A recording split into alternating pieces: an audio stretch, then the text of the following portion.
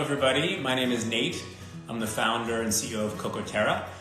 I want to thank you all for joining our session. I also want to thank the Stay at Home with Chocolate folks for allowing us to participate today.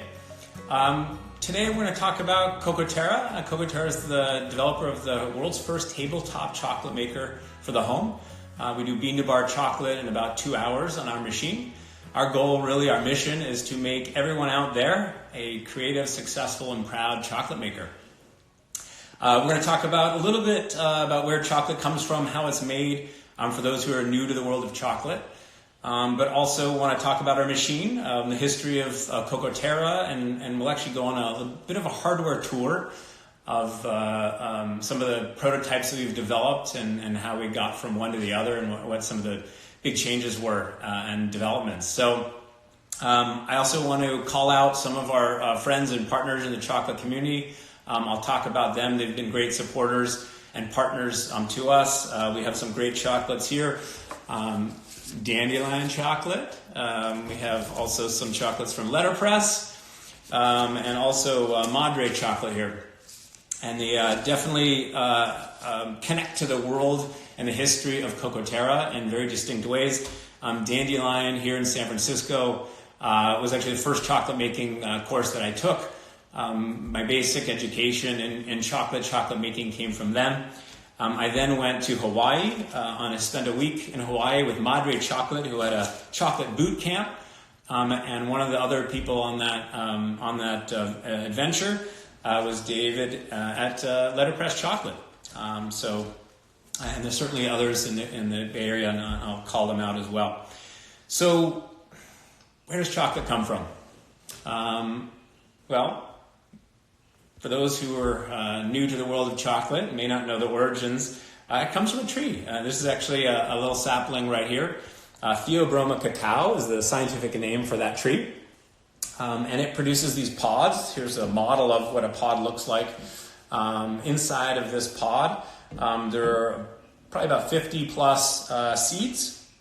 And those seeds are really what make chocolate. Those seeds spend the first week of their lives being fermented.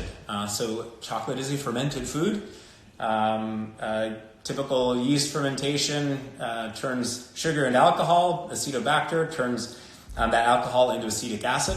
And those processes are what really develop what they call the chocolate flavor precursors in the beans. And they end up being dried and sent around. They look something like this. And that's typically the starting ingredient for most chocolate makers and home and industrial chocolate makers and craft chocolate makers. A little bit different in our world. We actually start out with nibs. So we're modeling the coffee experience. People are typically going out and buying roasted coffee beans, while some people can buy green beans and roast themselves. That's not the majority of folks. So in our chocolate maker, our CocoTerra chocolate maker, we actually start with roasted nibs as the input. And so let's talk a little bit about chocolate making and the processes and the ingredients. So the first is what you need to know. 4 ingredients. Pretty much you can make white milk, dark chocolate. Those ingredients are nibs, cocoa nibs. So if you take those beans and you roast them and you deshell them, this is what you will end up with. Sugar. You can obviously get just refined sugar, organic sugar, lots of different sweeteners that are possible. Cocoa butter. So cocoa butter is not a dairy product, despite the term butter. It's actually the fat that comes from the nibs. So these nibs are actually 50% fat. If you were to take these nibs and heat them up, warm them up, and put them in a press, this cocoa butter is what's going to come out. And then finally, milk powder. So if you're making a milk chocolate, obviously you want to stay away from water or anything that contains water when you're making chocolate because it can seize the chocolate. And typically you're using a powdered milk. And it can be actually milk from a cow, goat milk. There's even camel milk chocolates out there. And for those who are vegan, you can use soy milk or other milk substitutes. These ingredients go into the chocolate making process, and whether it's, I would say, a homemaker or a craft chocolate maker or even industrial, typically the transformations are much the same. So it starts off in the process as grinding, refining, conching, tempering, and molding. So I'm going to go into a little bit about each of those steps.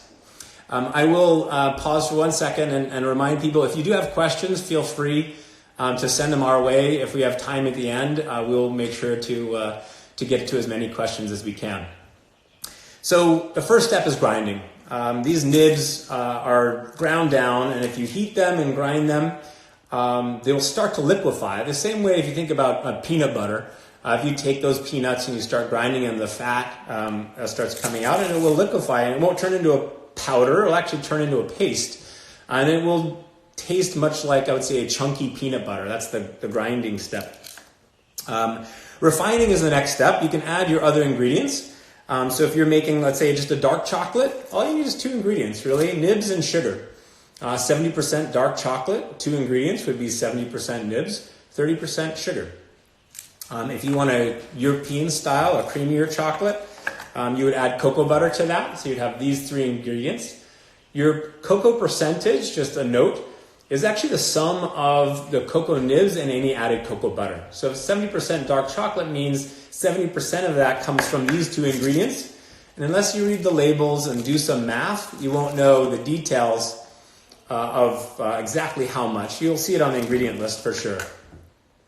If you're doing a milk chocolate, you're going to have 4 ingredients, right? Nibs, sugar, milk powder, cocoa butter.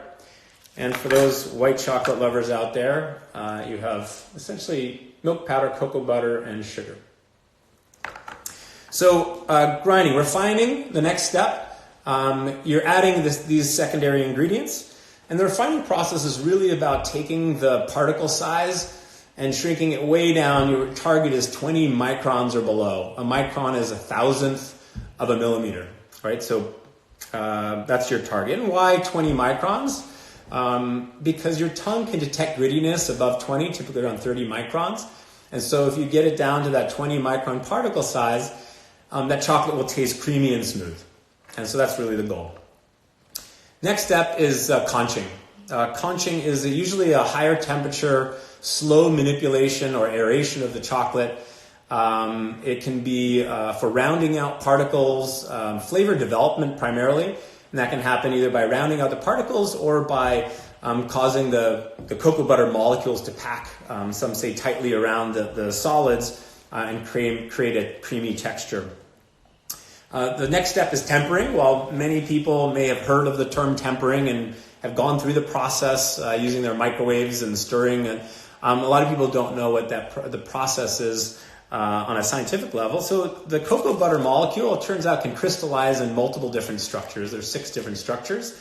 You want one particular structure, and that's what we call then tempered chocolate.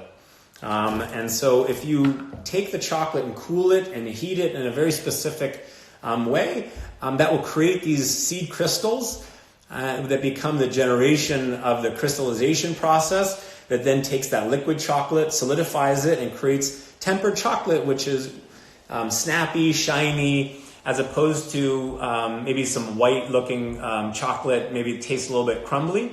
The chocolate's perfectly fine to eat. It's just simply lost its crystal structure. That chocolate, if you've ever left a chocolate bar in your car and put it on the dashboard and then gone to it later, you'll notice that it's sort of white and grainy. That's just simply lost. Chocolate's lost its temper. You can melt that chocolate and recreate it. And then finally, molding. Once your chocolate is tempered, it's still going to be liquid. You're going to pour it into your molds. This is actually chocolate that we made on our machine. You'll see there's something a bit unusual about it. We actually produce rings of chocolate, and I'll talk about why we do that, how we do that. This is actually a goat milk, dark milk chocolate. The one down here is actually 100% dark chocolate with cacao from Zorzal in the Dominican Republic.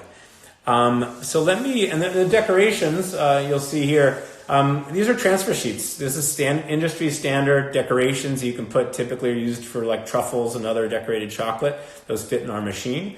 And speaking about the machine, let's talk about the history of CocoTerra and then now the development of our machine. So where did CocoTerra, the idea for CocoTerra, come from? So my brother-in-law is in the coffee business. He came out here to the Bay Area for a visit. and I thought it would be fun to take him to a chocolate tasting. He was talking to the person running the tasting, and they discovered all the similarities between the coffee industry and the cacao industry in terms of where the products are grown, how they're both hand harvested, they're both go through fermentation, they're both international commodities, they're both roasted products, they're both ground, they're both drinks. Chocolate was a drink for most of its history. And at the end of all this realization, the question was, well, with all the similarities, why is it that people's appreciation for the fine flavors of coffee is so far ahead of people's appreciation for the fine flavors of chocolate? And my brother-in-law thought for a second, and he said, well, one big difference is that people actually have machines that allow them to make it at home. And by making that product at home, they learn about the process, they learn to appreciate the finer elements, the nuance and flavor of that product. And that's where the conversation ended. And it got me thinking, like, is that true, right? People can make bread and ice cream and pasta and many other products in their homes. But why not chocolate? I didn't know if such an all-in-one appliance existed, and I quickly found out that while there are people who are making chocolate at home, it's a fairly complicated process. It's a complicated mix of chemistry and physics and culinary skill that need to come together just right to make something that you'd be happy to share with your family and friends. But it's also a multi-step, complicated, long, time-consuming process. And we wanted to, I thought, okay, there has to be a better way to do this. And so let's go through that, and I'll show you sort of where we started and where we are today. So the first,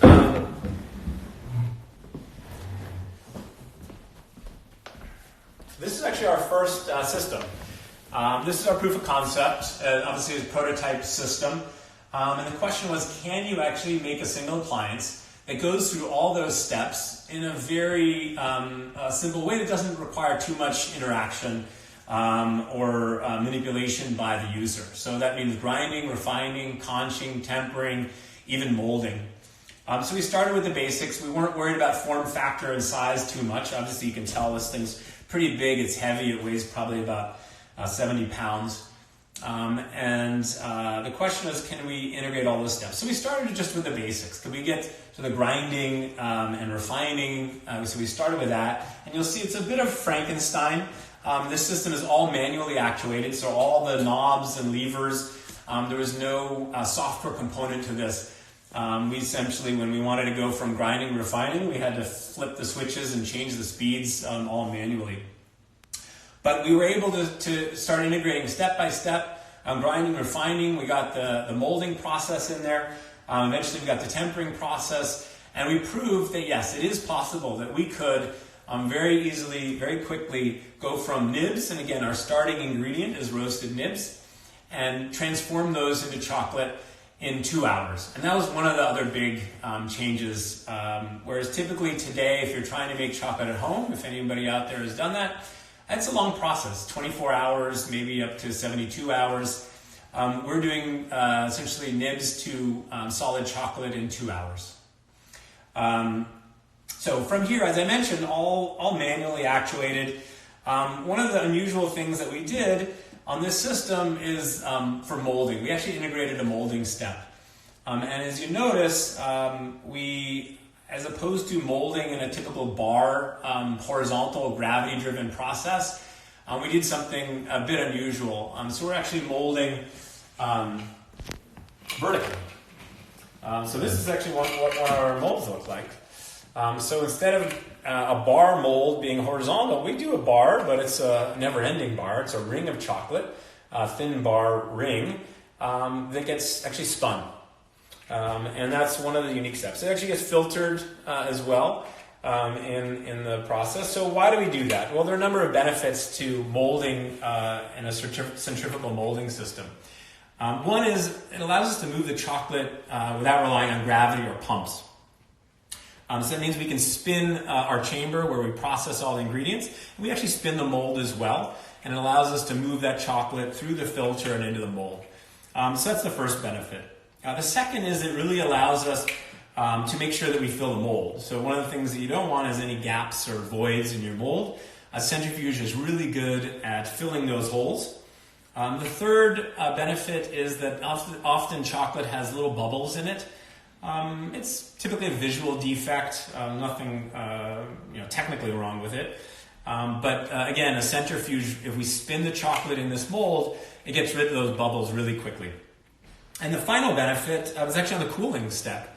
By spinning the chocolate, we get a convective cooling effect that allows us to get the chocolate solidifying process going much more rapidly. So, as I mentioned, we started with a fully manually actuated proof of concept. We then went to our next prototype. And the goal there was twofold. One, we wanted to shrink the system. We wanted to make it a countertop system. And we also wanted to give it a brain. We wanted to teach it about recipes and now have the software actually control the hardware and start to create the chocolate more on its own. So this was our second generation system. And I'll tell you, you can start in here, you can see there are balls in here. So what we've developed is actually a micro ball mill. Ball mill is used in chocolate making in a lot of craft chocolate makers and some industrial chocolate makers. But essentially it's stainless steel media, and that media is what's used to actually grind and refine the chocolate. This was our first tabletop system. There's a little development board in there. We created a recipe structure in software, and that allowed us to then control the hardware. And it has both active heating and cooling system built in.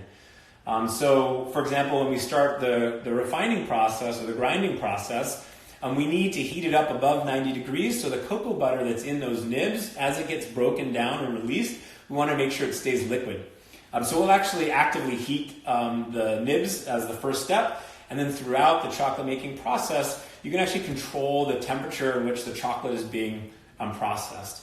Also very helpful, obviously, for conching if you want a higher temperature, and then obviously tempering, where you need to cool the chocolate and take it through that very specific temperature curve. But this was our second system. Again, now we have a web interface that we created for the system. So we can now create recipes, we can tell it what to run. All the ingredients are simply dumped into the top here. We start off with the nibs. Typically we do about a half-hour grind on the nibs just themselves. And at that point we would add in the rest of the ingredients. We then go through about an hour of refining before we then go into the tempering process. The system is designed to do a long conch if there are people who really like a long conch. But in our own experimentation, typically during that hour and a half process of grinding and refining, we found that it does a sufficiently good aeration and volatilization of some of the flavor profile compounds. But again, if somebody really wants to take this through many hours of conching, they can do that. One of the things to realize is it's a very efficient system in terms of aerating the chocolate.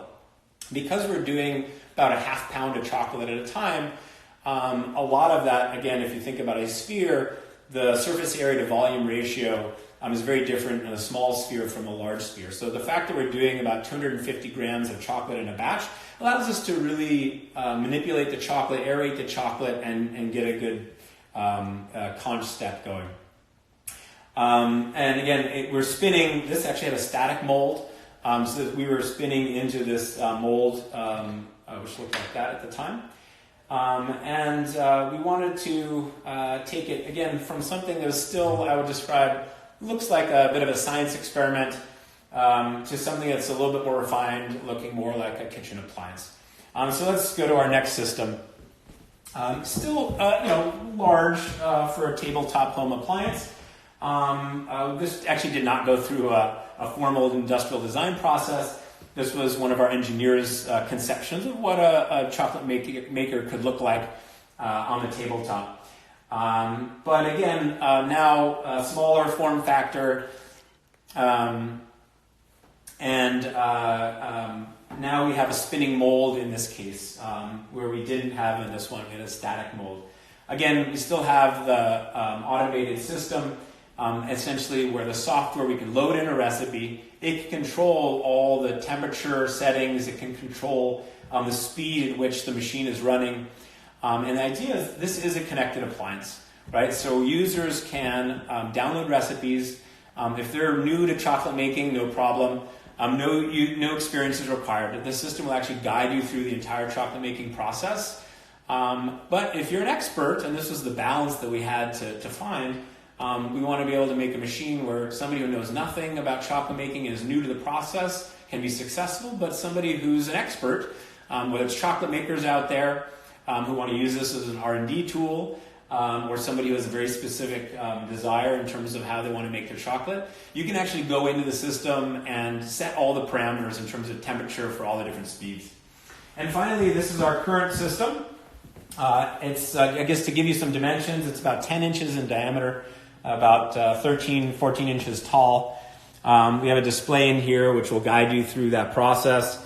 And again, we've now gone through, we were working with a design firm in San Francisco. We did a bunch of user testing to figure out, in terms of form factor, usability, and industrial design, what we wanted to look like and how we wanted to work. The chamber is a separate system, so it does break down, easy to wash and clean. Our goal is to make it dishwasher friendly. Right now we just wash it in the sink. It takes about 5 minutes to clean. But again, all the ingredients get dumped into the top. The system closed down. You'll select a recipe from the display. We also have an accompanying mobile app. And the app serves a few purposes. It's not an app for app's sake, I promise you. The first is, it is a 2-hour process. Really the only 2 interactions. You get to pick a recipe, pick a mold, pour in your ingredients. But the rest of the time you can wander around the house, go for a jog. So it will notify you if there's any step you need to take.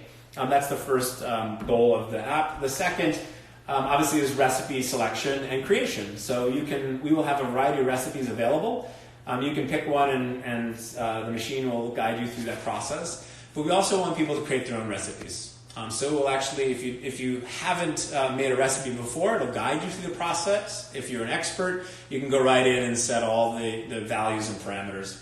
We'll also make it very easy. One of the questions we always get is, well, where are you going to get the ingredients from? Well, we're going to make those available. It's an open system, which means that you can buy ingredients from other sources. You can get beans and roast them and generate your own nibs. But again, we're going to make it very easy for people to find recipes, get the ingredients that we know work with those recipes, and make chocolate with success on our system. So that's recipe, and then so we'll have an e-commerce platform for any chocolate makers out there. Again, remember, our starting input is nibs. It's something that you're making as part of your chocolate making process, and we're working with the chocolate community to take those nibs, recipes, and run them on our system as well. And finally, a lot of what we're doing is education. We're teaching people about the chocolate making process, the history, the origins. We want to tell the story of the farmers. A lot of people don't know that most chocolate is grown on small family farms. So if we can connect the story of the farmers to the actual chocolate that people are making, we think that's a very powerful tool and message. And again, back to the origin story, it's about educating people and teaching them about chocolate, which we believe will allow them to appreciate what they're eating and get to those craft chocolate makers. Again, the goal of this event is to support our chocolate community. So I'll encourage everybody out there to support our fans and our friends. As I mentioned, Dandelion Chocolate, incredible chocolate makers, along with, and they're local here in San Francisco. Letterpress Chocolate down in Los Angeles, and my friend Dave there. Please support them. Guitard here, again, another Bay Area company. Gary Guitard is a great supporter of this chocolate community. And Madre Chocolate, they're in Hawaii. I know they will ship as long as the temperature is cool enough. And I mentioned if anybody wants the details on chocolate making ingredients and equipment and supplies, we aren't selling our machine yet, which is why we're really promoting our partners and friends in this community. But you can go to Chocolate Alchemy. It's a great resource for chocolate making, chocolate makers, both ingredients, suppliers. And in particular, I mentioned Zorzal. If you're looking for great nibs, that's a fantastic source. I'll open it up. I don't know if there are any questions. It can make 2 ingredient, 3 ingredient, 4 ingredient.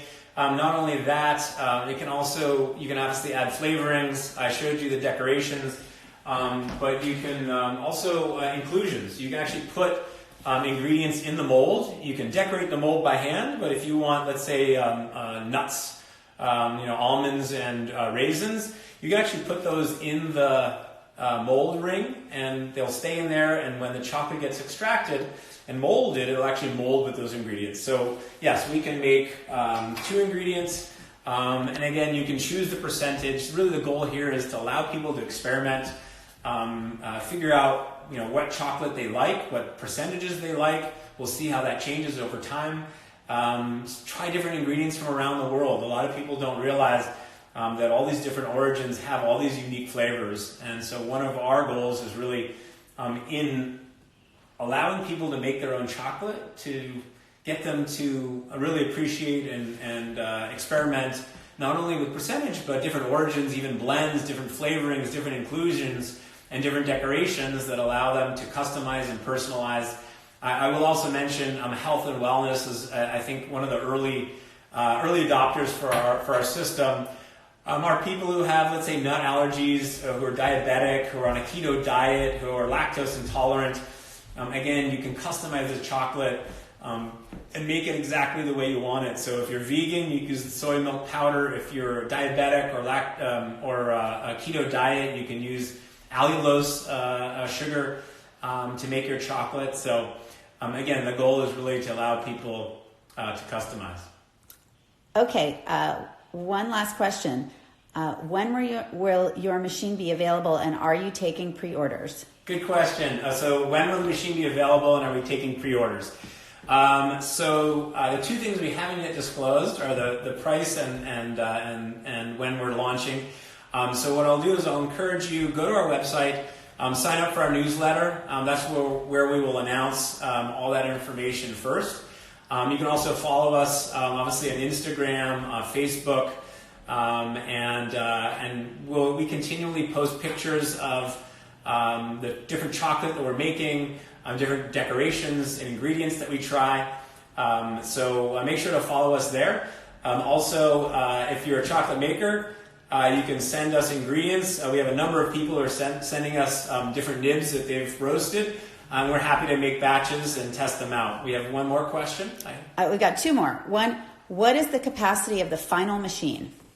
So what is the capacity of the machine? It's a half pound of chocolate per batch.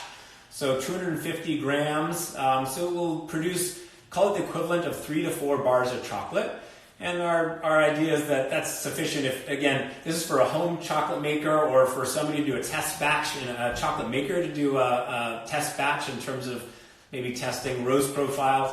That's sufficient to last you, let's say, a dinner party or a week's supply if you're just eating chocolate, snacking at home.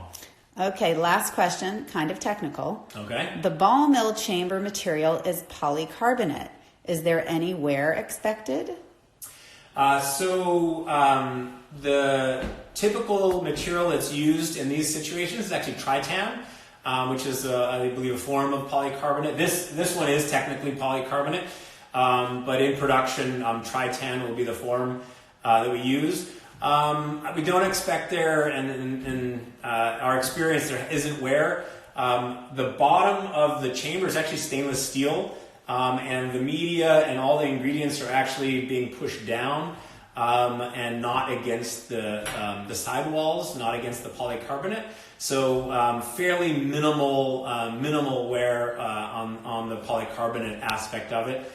We did make it all clear, obviously, so everybody could enjoy the experience, watch the transformation, and we hope people will enjoy it. Again, follow us on our newsletter, Instagram and Facebook, and thank you all for joining us today.